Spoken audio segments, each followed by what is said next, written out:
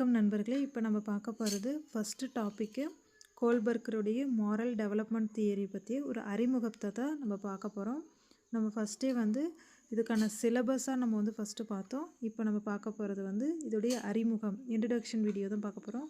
இதில் ஒரு 5 டாப்பிக்கை டீப்பாக நம்ம பார்க்க போகிறோம். ஃபஸ்ட்டு ஒழுக்க வளர்ச்சி என்றால் என்ன, நெக்ஸ்ட்டு ஒழுக்க வளர்ச்சி கோட்பாடு என்றால் என்ன, கோல்பர்க் தியரியுடைய அறிமுகம், அதுக்கப்புறம் சிடிபியில் இதனுடைய முக்கியத்துவம் என்ன, அப்புறம் டெட்டு டிஆர்பி இந்த எக்ஸாமுக்குடைய முக்கியத்துவம் என்ன அப்படின்னு சொல்லிட்டு இந்த வீடியோவில் நம்ம டீப்பாக பார்க்க போகிறோம். ஃபஸ்ட்டு நம்ம பார்க்க போகிறது ஒழுக்க வளர்ச்சி என்றால் என்னென்னா, ஃபஸ்ட்டு ஒழுக்கம்னா என்ன, அப்புறம் வளர்ச்சினா என்ன, அது ரெண்டும் சேர்ந்த ஒழுக்க வளர்ச்சினா என்னன்றதை பற்றி இப்போ நம்ம பார்க்கலாம் வாங்க. ஃபஸ்ட்டு ஒழுக்கம் என்றால் என்ன அப்படின்ட்டு பார்க்கலாம். ஒழுக்கத்துக்கான ஒரு டெஃபினேஷன் பார்க்கலாம்.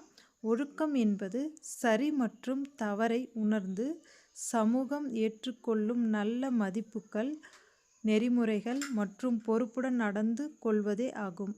அதாவது என்னென்னா, ஒழுக்கம் அப்படின்னா இதுதான் சரி இதுதான் தவறு அப்படின்னு நம்ம ஃபீல் பண்ணுறோம். அப்படி ஃபீல் பண்ணி இந்த சமூகத்தை கூட எப்படி நல்ல முறையில் நல்ல மதிப்பெண் பெற்று நல்ல இந்த நெறிமுறைகளோடு நம்ம எப்படி பொறுப்போடு நம்ம வாழ்ந்துக்கிட்டு இருக்கோம் அப்படின்றத பொறுத்து தான் இருக்குது நம்மளுடைய ஒழுக்கம். ஒழுக்கத்துக்குடைய ரொம்ப சிம்பிளாக சொல்லணும்னா, இதுதான் சரி இதுதான் தவறு அப்படின்னு சொல்லி நமக்கு ஃபீல் பண்ணுறோம். அதை நல்ல பண்புகளை மட்டுமே நம்ம வாழ்க்கையில் எடுத்து வாழ்கிறதுக்கு பேர் தான் ஒழுக்கம் அப்படின்னு சொல்லிட்டு ரொம்ப சிம்பிளாக சொல்லியிருக்கலாம். இதுக்கு முக்கியமான கூற்றுக்கள் என்னென்ன இருக்குன்னா, முக்கிய கூற்றுகள் என்னென்னா, உண்மை பேசுகிறவங்க, நேர்மையாக இருக்கணும், பொறுப்புடன் இருக்கணும், பொறுப்புணர்வோடு இருக்கணும், கருணை மனப்பான்மை இருக்கணும், பிறரை மதித்து நடக்கிறது, சட்டம் மற்றும் விதிகளை நல்லபடியாக பின்பற்றுதல், நெக்ஸ்ட்டு இதுக்கான எடுத்துக்காட்டு என்னென்னா, பொய் சொல்லாமல் இருக்கிறது, தேர்வில் எது காப்பி பண்ணாமல் காப்பி அடிக்காமல் இருக்கிறது, பிறருக்கு ஹெல்ப்ஃபுல்லாக இருக்கிறது, நல்ல உதவிகரமாக இருக்கிறது, இதுதான் ஒழுக்கத்துக்கான ஒரு நல்ல அறிகுறிகள் அப்படி சொல்லுவாங்க. ஒழுக்கம் அப்படின்னா என்னென்னா, அதோடைய டெஃபினேஷன் பார்த்தோன்னா, ஒழுக்கம் என்பது சரி மற்றும் தவறை உணர்ந்து சமூகம் ஏற்றுக்கொள்ளும் ஒரு நல்ல மதிப்புகள், நெறிமுறைகள் மற்றும் பொறுப்புடன் நடந்து கொள்வதே ஆகும். சிம்பிளாக சொல்லணும்னா, சரி தவறு அப்படின்னு நம்ம புரிஞ்சுக்கிட்டோன்னா அது நல்ல பண்புகளை மட்டும் வாழ்க்கையை பின்பற்றுறது தான் ஒழுக்கம் அப்படின்னு சொல்லிட்டு சொல்லியிருக்காங்க. ஒழுக்கம் அப்படின்னா நமக்கு என்னென்னு இப்போ தெரியும். இப்போ நெக்ஸ்ட்டு பற்றி இப்போ பார்க்கலாம். இதுக்கான ஃபஸ்ட்டு டெஃபினேஷன் என்ன சொல்லியிருக்காங்கன்னா, வளர்ச்சி என்பது ஒரு மனிதனின் உடல், அறிவு, மொழி, உணர்வு, சமூகம் மற்றும் ஒழுக்க திறன்களில் காலப்போக்கில் ஏற்படும் தொடர்ச்சியான மாற்றம், ஒழுங்கான மாற்றமாகும். அதாவது என்னென்னா, மனுஷன் வளர்ந்துக்கிட்டே இருக்கிறோம். அப்போ உடம்புலேயும் மாற்றம் ஏற்படும், நம்ம அறிவு வளர்ச்சியிலையும் மாற்றம் ஏற்படும், நம்ம பேசுகிற மொழிகள்லேயும் மாற்றம் ஏற்படும், நம்மளுடைய ஃபீலிங்ஸும் டிஃப்ரென்ஸ் நிறைய வரும். குழந்தைகள் இருக்கும்போது இருக்கிற ஃபீலிங்ஸுக்கும் பெரியவங்களாகும் போது இருக்க ஃபீலிங்ஸுக்கும் நிறைய டிஃப்ரென்ஸ் இருக்குது. சமூகமும் மாறும். குழந்தையாக இருக்கும்போது தன்னுடைய குடும்பம், தன்னுடைய உறவினர்கள் அப்படின்னு சொல்லிட்டு இருந்துட்டு, பெரியவர்களாகும் போது அவங்களுடைய ஸ்கூலு, காலேஜு, அப்புறம் ஒர்க்கிங் பிளேஸ் அப்படின்னு சொல்லிட்டு அவங்களுடைய சமூக வட்டாரம் சேஞ்ச் ஆகிட்டே போகும். அது சமூக மாற்றம். ஒழுக்க திறன்களில் காலப்போக்கில் ஏற்படும் தொடர்ச்சியான மாற்றம். நம்ம ஒழுக்கம் வீட்டில் ஒரு ஒழுக்கத்தை சொல்லி கொடுத்துருப்பாங்க, ஸ்கூலில் ஒரு ஒழுக்கம் சொல்லி கொடுத்துருப்பாங்க, காலேஜில் ஒரு ஒழுக்கத்தை சொல்லி கொடுத்துருப்பாங்க, அப்படின்னு சொல்லிட்டு அவங்களுடைய ஒவ்வொரு இடத்துலையும் ஒழுக்கங்கள் மாறிக்கிட்டே இருக்கும். அதனால் நம்ம என்ன பண்ணோன்னா, வளர்ச்சி என்பதை பொறுத்து வளர்ச்சி என்பது ஒரே இடத்துல தேங்கி நிற்கிற ஒரு குட்டை மாதிரி இல்லை, அது ஒரு ஆற்று தண்ணி மாதிரி ஓடிக்கிட்டே இருக்கும். வளர்ச்சி என்பது மனிதனுடைய உடல், அறிவு, மொழி, உணர்வு, சமூகம் மற்றும் ஒழுக்கத்திறன்கள் காலப்போக்கில் ஏற்படுற ஒரு தொடர்ச்சியான மற்றும் ஒழுங்கான மாற்றமாகும். காலப்போக்கில் ஒவ்வொரு ஏஜுக்கும் இந்த ஏஜுக்கு இப்படி தான் மாறும் அப்படின்றத பொறுத்து மாறிக்கிட்டே இருக்கிறது தான் வளர்ச்சி என்று சொல்லியிருக்காங்க. அதோடைய வரையறை பார்த்துட்டோம். இது சிம்பிளாக நம்ம புரிஞ்சுக்கணும் அப்படின்னு சொல்லிட்டு பார்க்கணுன்னா, எளிய வரையறை அப்படி சொல்லிட்டு என்ன சொல்லியிருக்காங்க, பிறப்பிலிருந்து இறப்பு வரை மனிதன் தொடர்ந்து நடைபெறும் தரமான மற்றும் அளவான மாற்றமே வளர்ச்சி எனப்படும். நம்ம இதை ஃபஸ்ட் யூனிட்லேயே பார்த்துருக்கோம். பிறப்பிலிருந்து இறப்பு வரை மனிதனில் நடைபெறும் தரமான மற்றும் அளவான மாற்றமே வளர்ச்சி எனப்படும் அப்படின்னு சொல்லிட்டு பார்த்துருவோம். தர மற்றும் அளவு மாற்றம் ஏற்படும் அப்படின்னு சொல்லிட்டு பார்த்துருக்கோம். அதுதான் வளர்ச்சி அப்படின்னு சொல்லி பார்த்துருக்கோம். இது வந்து ரொம்ப இம்பார்ட்டண்டான ஒரு 1 மார்க்கு ஃபஸ்ட் யூனிட்டை பொறுத்த வரைக்கும். இது வந்து இப்போ தியரியில் பார்க்கும்போது மாரல் டெவலப்மெண்ட்டில் வந்து ரொம்ப முக்கியமான ஒரு 1 மார்க் கொஷினில் வர வாய்ப்புகள் இருக்குது. நல்லா புரிஞ்சு படிச்சுக்கணும். பிஜியில் வந்து ஒரு 2 மார்க் கொஷின்ஸ்லேயும் வந்திருக்கு. அதனால் இதையும் வந்து தெளிவாக புரிஞ்சு படித்து எழுதுனீங்கன்னா உங்களால் ஈஸியாக அட்டன் பண்ண முடியும். பிறப்பிலிருந்து இறப்பு வரை மனிதனில் தொடர்ந்து நடைபெறும் ஒரு தரமான மற்றும் அளவான மாற்றமே வளர்ச்சி மாற்றம் அப்படின்னு சொல்லியிருக்காங்க. இப்போ வளர்ச்சி மாற்றத்துக்கான நெக்ஸ்ட்டு நம்ம பார்க்க போகிறது வளர்ச்சியினுடைய முக்கிய அம்சங்கள் என்னென்னட்டு பார்க்கலாம். தொடர்ச்சியானது கண்டினியூஸாக நடந்துக்கிட்டே இருக்க ஒரு வளர்ச்சி தான் வந்து வளர்ச்சி அப்படி சொல்கிறாங்க. கண்டினியூஸாக நடக்கிறது தொடர்ச்சியானது. படிப்படியானது கிராஜுவல்னால் ஸ்கூலு, காலேஜு, பிஜி, பிஹெச்டி அப்படி சொல்லிட்டு நம்ம கண்டினியூ படிச்சுட்டு போகிற மாதிரி அந்த படிப்பு மாதிரி நம்மளுடைய வயது ஒவ்வொரு படிநிலைகளாக மாறிக்கிட்டே இருக்கும். அதுதான் வந்து படிப்படியானது. நெக்ஸ்ட்டு வந்து ஒழுங்கானதுன்னா ஒரு ஆர்டரில் நடக்கும். இந்த ஏஜில் இப்படி தான் நடக்கும் அப்படின்றத வந்து சொல்லி டீனேஜில் இப்படி இருப்பாங்க, ஸ்கூல் ஏஜில் இப்படி தான் இருப்பாங்க, காலேஜ் ஏஜில் இப்படி தான் இருப்பாங்க, அவங்களுடைய கேரக்டர் இப்படி தான் இருக்கும் அப்படின்னு சொல்லிட்டு ஒரு வரையறை இருக்கும். அதுபடி நடக்கிறது அவங்களோட சுச்சுவேஷனை பொறுத்து ஒன்று முன்னாடி இல்லைனா பின்னாடி அப்படின்னு சொல்லிட்டு ஒரு சின்ன ஒரு கேப் டிஃப்ரென்ஸில் மட்டுமே நடக்குமே தவிர அந்த ஆர்டரைஸாக வந்து சில விஷயங்கள் நடந்துக்கிட்டே தான் இருக்கும். அதுக்கப்புறம் வாழ்நாள் முழுவதும் நடைபெறும். அவங்க பிறப்பிலிருந்து இறப்பு வரை நடைபெறக்கூடிய இதுதான் வந்து இந்த வளர்ச்சி அப்படி சொல்லிட்டு நமக்கு தெரியும். அதுதான் வாழ்நாள் முழுவதும் நடைபெறும், லைஃப் லாங் நடக்கிற ஒரு விஷயம். அதுக்கப்புறம் உடல், மனம், சமூகம், மொழி, ஒழுக்கம் ஆகிய அனைத்தையும் உள்ளடக்கியது. உடம்புலாலே மாற்றங்கள் ஏற்படும், மனதிலே நிறைய மாற்றங்கள் ஏற்படும், அவங்க சமூக சுற்றுச்சூழல்னால மாற்றங்கள் ஏற்படும், அவங்க பேசும் மொழிகளிலும் மாற்றம் ஏற்படும், அவங்க ஒழுக்கத்துலேயும் வந்து மாற்றம் ஏற்படும். ஸ்கூலில் ஒரு ஒழுக்க நிலையில் இருப்பாங்க, வீட்டில் ஒரு ஒழுக்க நெறியில் இருப்பாங்க, அவங்க காலேஜ் போகும்போது அங்கவங்க ஒரு ஒழுக்க நெறி கற்றுக்கிட்டு இருப்பாங்க.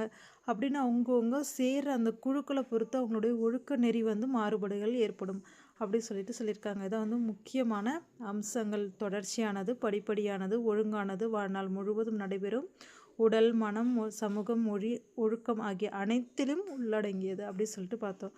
அதுக்கான எடுத்துக்காட்டுகள் வந்து என்னென்னா, குழந்தை வந்து பேச கற்றுக்கொள்வாங்க, அது வந்து ஒரு எக்ஸாம்பிளாக சொல்லியிருக்காங்க. அப்புறம் நல்லது கெட்டது என்பது புரிஞ்சு கொள்வாங்க, அது ஒரு குறிப்பிட்ட ஏஜில் தான் வந்து இது நல்லது இது கெட்டதுன்னு புரிஞ்சுப்பாங்க. அதுக்கப்புறம் பொறுப்புடன் முடிவுகள் வந்து எடுக்க கற்றுக்கொள்வாங்க, அதுதான் வந்து தேர்ட் ஒரு எக்ஸாம்பிளாக சொல்லியிருக்காங்க. இதான் வந்து வளர்ச்சிக்கான முக்கியமான எடுத்துக்காட்டு. அதோடைய அம்சங்களை பார்த்தோம், அதோடைய வரையறையும் பார்த்துட்டோம். இப்போ வந்து நம்ம நெக்ஸ்ட் என்ன பார்க்க போகிறோன்னா, ஒழுக்க வளர்ச்சி என்றால் என்ன? ஒழுக்கம்னா என்னன்னு பார்த்துட்டோம், வளர்ச்சினா என்னன்னு பார்த்துட்டோம். இப்போ ஒழுக்க வளர்ச்சி என்றால் என்ன அப்படின்றது தான் இப்போ நம்ம பார்க்க போகிறோம். ஃபஸ்ட்டு என்னென்னா, ஒழுக்கம் என்ற சொல்லை வந்து நம்ம புரிஞ்சுக்கிட்டு அந்த ஒழுக்கம் வந்து ஒழுக்கம் என்பது சமூகத்தில் சரியான மதிப்புடன் வாழ்வதற்கான நல்ல மதிப்பு பண்பே ஆகும். ஒழுக்கம் என்பது என்னென்னா, சமூகத்தில் சரியான ஒரு மதிப்பீடோட நல்லவங்க, இவங்க நல்ல ஒரு கேரக்டராக இருக்காங்க, இவங்க கூட இருந்தால் நமக்கு நல்லா ஹாப்பியாக இருக்குது, இவங்ககிட்ட இருந்தால் நல்லதை கற்றுக்கலாம் அப்படின்னு சொல்லி நம்ம சுற்றி இருக்கவங்க சொல்கிற அந்த வார்த்தைக்காகவே நல்ல ஒழுக்கமாக வாழணும் அப்படின்ற ஒரு மனநிலையில் இருப்பாங்க. உண்மை பேசணும், பிறருக்காக உதவணும், சட்டத்தை மதித்து நடக்கணும், பொறுப்புடன் நடந்து கொள்ளணும் ஆகிய ஒழுக்கத்தினுடைய எடுத்துக்காட்டுகள் சொல்லியிருக்காங்க. ஒழுக்கம் என்பது சமூகத்தில் வந்து சரியான மதிப்புகளுடன் வாழ்வதற்கான ஒரு நல்ல பண்பு. உண்மையான பேசுதல், பிறருக்கு உதவுதல், சட்டத்தை மதித்தல், பொறுப்புடன் நடந்து கொள்வது ஆகியவை வந்து ஒழுக்கத்துக்கான ஒரு எடுத்துக்காட்டாக சொல்லியிருக்காங்க. அதுக்கப்புறம் ஒழுக்கம் என்பது என்னன்னா, ஒரு குழந்தை வளர வளர சரி தவறு, இதுதான் சரி இதுதான் தவறு அப்படின்னு சொல்லிட்டு புரிஞ்சுப்பாங்க. ரெண்டாவது வந்து நீதி இதுதான் அநீதி இதுதான் அப்படின்னு சொல்லிட்டு அந்த டிஃப்ரென்ஸ் அவங்களுக்கு தெரியும். பொறுப்பாக இருப்பாங்க, பொறுப்பு இல்லாமையும் இருப்பாங்க. நம்ம வளர்க்குற அந்த வளர்ப்பில் தான் இருக்குது. அந்த குழந்தைக்கு வந்து சரி எது தவறு வந்து எடுத்து சொல்லி கொடுத்து வளர்க்கணும். நீதி எது அநீதி எதுன்றது தெளிவாக அவங்க புரிஞ்சுக்கணும். பொறுப்பாக இருக்கணும், பொறுமையாகவும் இருக்கணும். பொறுப்பாகவும் இருப்பாங்க சில பேர், பொறுப்பு இன்மையும் இருப்பாங்க. எப்படி பொறுப்பாக இருக்கணும், இப்படி பொறுப்பு இன்மை இருக்கிறவங்கள பார்த்து இப்படி இருக்கக்கூடாதுன்றதையும் தெரிஞ்சு அவங்க வந்து வளரணும். இதுதான் வந்து புரிஞ்சு கொண்டு சரியான முடிவுகளை எடுக்கும் திறன் தான் வந்து வளர்வதே ஆகும் ஒழுக்க வளர்ச்சி அப்படின்னு சொல்லியிருக்காங்க. இதுக்கான எக்ஸாம்பிள்ஸ் பார்க்கலாம். 5 வயது குழந்தை வந்து ஒரு ஆசிரியர் அடிப்பார் என்பதால் பொய் சொல்ல மாட்டாங்க. குழந்தை எதனால் பொய் சொல்லாது, அது சரி இது தப்புன்னு அது புரிஞ்சுக்கிட்டு சொல்லுவான், அப்படி கிடையாது. அவங்கள வந்து டீச்சர்ஸ் வந்து நம்ம பொய் சொன்னால் அடிப்பாங்க அப்படின்ற ஒரே ஒரு நோக்கத்துக்காக மட்டும்தான் அது வந்து பொய் சொல்லாமல் இருப்பாங்க. இதே 15 வயது மாணவர் என்ன பண்ணுவாங்க, பொய் சொல்வது மற்றவர்களுக்கு பாதிப்பை ஏற்படுத்தும், பொய் சொல்வது வந்து மற்றவர்களுக்கு பாதிப்பை ஏற்படுத்தும், அதனால் பொய் சொல்லக்கூடாது அப்படின்னு வந்து ஒரு புரிதல் இருக்கும். அதுதான் வந்து 15 வயது குழந்தைக்கு 5 வயது குழந்தைக்கு இருக்கிற ஒரு மனநிலை அப்படி சொல்லிட்டு நம்ம பார்த்தோம். இதுதான் வந்து ஒழுக்க வளர்ச்சி. ஒழுக்க வளர்ச்சினா என்னன்றது நமக்கு தெரியும். அது யாருக்கிட்ட எப்படி நடந்துக்கணுன்றது நமக்கு தெரியும். குழந்தை எப்படி நம்ம வளர்க்கணும், சரி எது தவறு எது, நீதி எது அநீதி எது, பொறுப்பு எது பொறுப்பின்மை எது அப்படின்றத புரிஞ்சு அவங்களுக்கு அந்த நடைமுறையை சொல்லி கொடுக்குறோம். அதுக்கப்புறமா 5 வயது குழந்தைக்கும் 15 வயது குழந்தைக்கும் பொய் சொல்கிறதுனால ஏற்படுற விளைவு என்ன அப்படின்றத பற்றி டிஃப்ரென்ஸை பார்த்தோம். நெக்ஸ்ட்டு நம்ம பார்க்க போகிறது ஒழுக்க வளர்ச்சி கோட்பாடு என்றால் என்ன. இப்போ ஒழுக்க வளர்ச்சி என்ன அப்படின்றத நம்ம பார்த்துட்டோம். இப்போ ஒழுக்க வளர்ச்சி கோட்பாடு பார்க்க போகிறோம். ஒழுக்க வளர்ச்சி கோட்பாடு என்பது மனிதன் ஒழுங்கான முடிவுகளை எவ்வாறு எடுக்கிறான் என்பதை விளக்கும் உளவியல் கோட்பாடு. மனுஷன் பிறந்தவங்க வந்து ஹியூமன் வந்து அவங்களுடைய மாரல் டெவலப்மெண்ட்லாம் எப்படி இருக்குது, அவங்களுடைய மாரல் எப்படி இருக்குது அப்படின்னு சொல்லி அதை பொறுத்து தான் வந்து ஒவ்வொரு இடத்துலையும் வந்து அவங்களுடைய சைக்காலஜிக்கலாக எவ்வளோ டிஃப்ரென்ஸ் ஏற்படுது அப்படின்றத பொறுத்து மாறுபடும் அப்படி சொல்லியிருக்காங்க. அப்படின்னா என்னன்ட்டு இப்போ டீப்பாக வந்து கோல்பர்க் என்ன சொல்லியிருக்காங்கன்னு பார்க்கலாம். ஒருவர் என்ன முடிவு எடுக்கிறார் என்பது முக்கியமல்ல, அந்த முடிவை ஏன் எடுக்கிறார் என்பதே முக்கியம். ஒருத்தவங்க ஒரு முடிவு எடுக்கிறாங்கன்னா அது வந்து இந்த காரணத்தினால்தான் எடுக்கிறாங்க, இப்படி தான் இருக்கணுன்றதுக்காக தான் எடுக்கிறாங்கன்னு இல்லை. அவங்கள பொறுத்து, அவங்க இருக்கும் சூழ்நிலை பொறுத்து அவங்க எடுக்கிற அந்த முடிவு தான் வந்து அந்த வாழ்க்கைக்கு ரொம்ப முக்கியமானது. அதுதான் வந்து அந்த ஒழுக்கத்தினுடைய சிந்தனை என்று அழைக்கப்படுகிறது. இதுக்கு ஒரு எக்ஸாம்பிள் என்ன சொல்லலாம்னா, ஒரு குழந்தை இருக்குது, அந்த குழந்தைய பொறுத்த வரைக்கும் இது சரி இது தவறு அப்படின்னு தெரியாது. ஆனால் அவங்க டீச்சர் அடிக்கிறாங்கன்ற ஒரே காரணத்துக்காக அந்த குழந்தை என்ன பண்ணுவாங்க, ஒழுக்கமாக நடந்துப்பாங்க. அதுவே வந்து 15 வயது குழந்தை என்ன பண்ணுறாங்க, இதுதான் சரி இதுதான் தவறுன்ற ஒரு புரிதல் ஏற்படுது. அந்த புரிதல்னால அவங்க புரிஞ்சு அந்த விஷயத்தை வந்து செய்கிறாங்க. சில பேர் இப்படி தான் வந்து சில விஷயங்களை புரிஞ்சு நடந்துக்கிறாங்க, சில பேர் புரியாமையே நடந்துக்கிறாங்க. அதை பொறுத்து தான் வந்து அவங்களுடைய வாழ்க்கையினுடைய சிந்தனை திறன் வந்து மாறுபடுதுன்னு சொல்கிறாங்க. அதை தான் இங்கே என்ன சொல்லியிருக்காங்கன்னா, ஒருவர் என்ன முடிவு எடுக்கிறார் என்பது முக்கியமல்ல, யார் வந்து என்ன மாதிரி முடிவு எடுக்கிறாங்கன்றது முக்கியமல்ல. அது 5 வயது குழந்தையாக இருந்தாலும் 15 வயது குழந்தையாக இருந்தாலும் ஒரே முடிவு தான் எடுத்திருக்காங்க. ஆனால் வந்து அந்த முடிவை ஏன் எடுத்தாங்க அப்படின்றது ஒரே ஒரு விஷயந்தான் அங்கே ரொம்ப முக்கியமானது. 5 வயது குழந்தை எதனால் எடுத்தாங்க, அவங்களுக்கு வந்து டீச்சர் அடிப்பாங்கன்றதுக்காக எடுத்தாங்க அந்த முடிவை. அதே 15 வயது குழந்தை எதனால் முடிவு எடுத்தாங்க, அவங்க சிந்தித்து செயல்பட்டாங்க, அதனால் அவங்க அந்த முடிவு எடுத்தாங்க. அப்போ அவங்களுடைய சிந்தனை திறன் தான் மாறுதே தவிர அவங்க எடுத்த முடிவுகள் வந்து 2 பேரும் ஒரே முடிவு தான் எடுத்திருக்காங்க. ஆனால் அதுக்கான காரணங்கள் வந்து டிஃப்ரெண்ட் ஆகுது. அதனால தான் என்ன சொல்லியிருக்காங்க, மாரல் ரீசனிங் ஒழுக்க சிந்தனை என்று அழைக்கின்றோம். இதுதான் வந்து ஒழுக்க சிந்தனை என்று அழைக்கிறோம். ஒழுக்க வளர்ச்சி கோட்பாடு வந்து ரொம்ப ரொம்ப முக்கியமான ஒரு வார்த்தை. இதுதான், ஒருவர் என்ன முடிவு எடுக்கிறார் என்பது முக்கியமல்ல, அந்த முடிவை ஏன் எடுக்கிறார் என்பதை பொறுத்து தான் வந்து அவங்களுடைய வாழ்க்கையினுடைய தரமும் அவங்களுடைய சிந்திக்கும் திறனும் வந்து மாறுபடுகிறது. அதனால தான் சொல்லியிருக்காங்க ஒழுக்க சிந்தனை. இதை தான் வந்து ஒழுக்க சிந்தனை மாரல் ரீசனிங் அப்படின்னு சொல்லியிருக்காங்க. இது ரொம்ப இம்பார்ட்டண்டான ஒரு 1 மார்க்கும் கூட, புரிஞ்சு படிச்சுக்குங்க. அதுக்காக தான் ரொம்ப தெளிவாக திரும்ப திரும்ப இருக்கிற எக்ஸாம்பிள்ஸை வச்சு நம்ம சொல்லிக்கிட்டு இருக்கோம். இப்போ ஒழுக்க வளர்ச்சி கோட்பாடு என்றால் என்ன அப்படின்றதுக்கான ஒரு விளக்கம் உங்களுக்கு கிடச்சிருக்கும்னு நினைக்கிறேன். நெக்ஸ்ட்டு நம்ம கோல்பர்க் தியரியோடைய அறிமுகத்தை பார்க்கலாம்.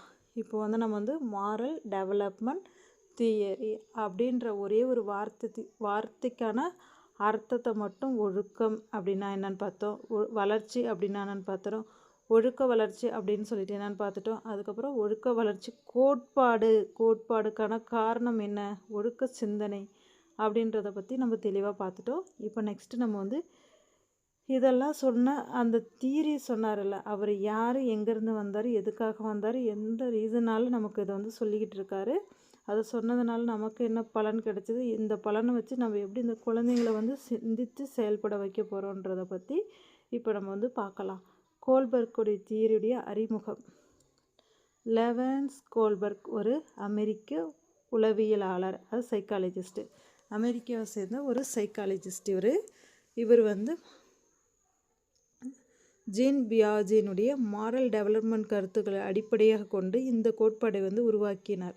இவர் யாருடைய கோட்பாடை கொண்டு உருவாக்கினார்னா, ஜீன் பியாஜினுடைய மாரல் டெவலப்மெண்ட் கருத்துக்களை வந்து அடிப்படையாக கொண்டு தான் இந்த கோட்பாட்டையே வந்து இவர் உருவாக்கினார்.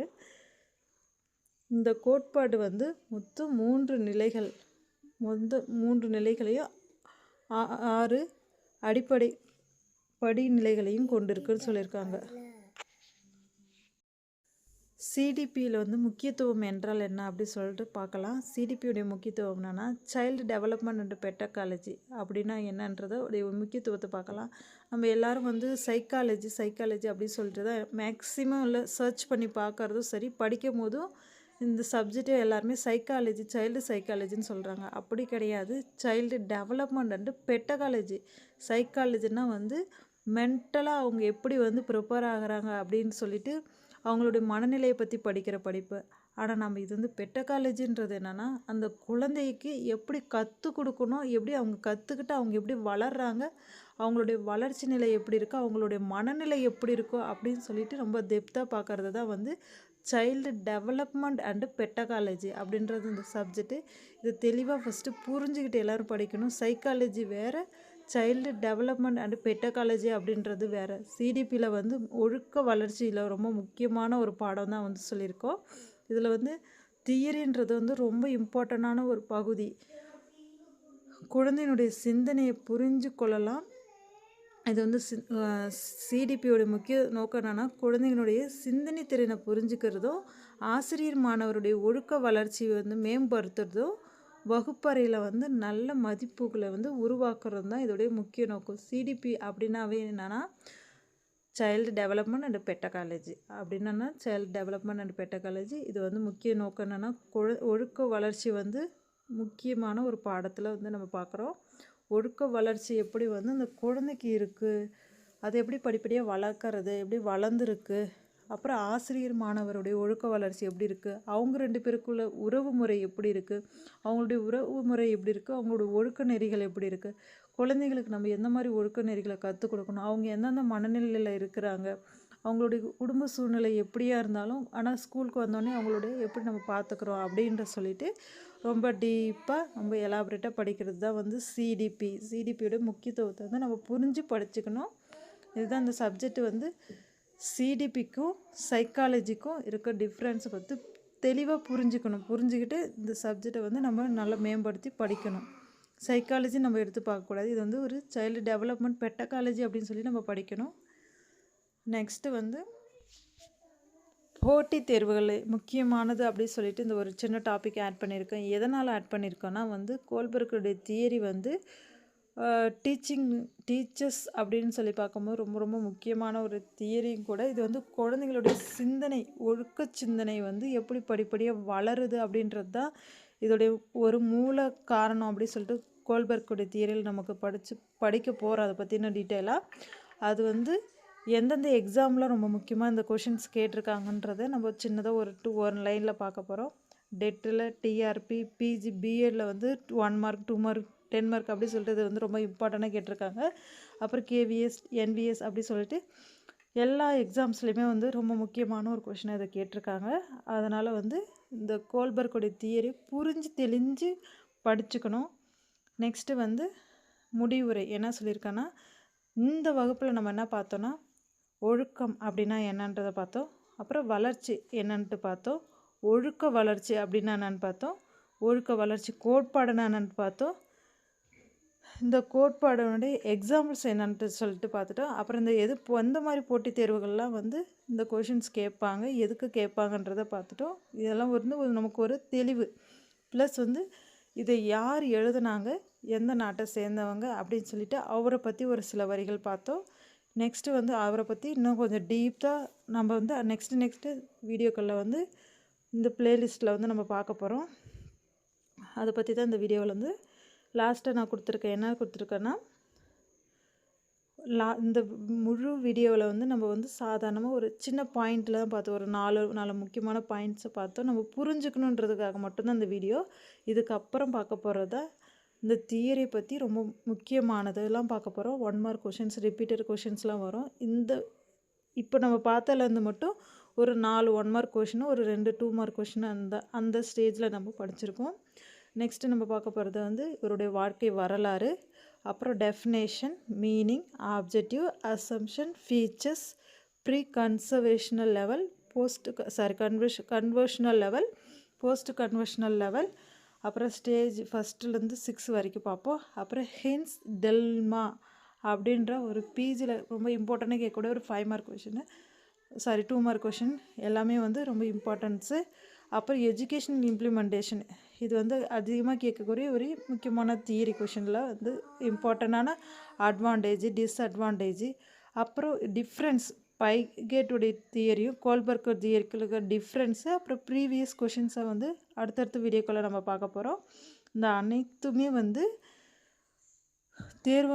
தேர்வை நோக்கி மட்டும் ரொம்ப விரிவாக நம்ம பார்க்க போகிறோம் அப்படின்னு சொல்லிட்டு இந்த வீடியோவில் வந்து நம்ம கொடுத்துருக்கோம். உங்களுக்கு இந்த வீடியோ பிடிச்சிருந்தா லைக் பண்ணுங்கள், சப்ஸ்கிரைப் பண்ணுங்கள், இந்து லேர்னிங் சேனலை வந்து சப்போர்ட் பண்ணுங்கள். இந்த வீடியோ உங்களுக்கு பயனுள்ளதாக இருக்கும்னு நான் நம்புகிறேன். இதுக்கு அடுத்தடுத்து வர வீடியோக்கெல்லாம் வந்து இதை பற்றி ரொம்ப டீப்பாக கொடுக்க போகிறேன். இதை நீங்கள் சப்ஸ்கிரைப் பண்ணி வச்சிங்கன்னா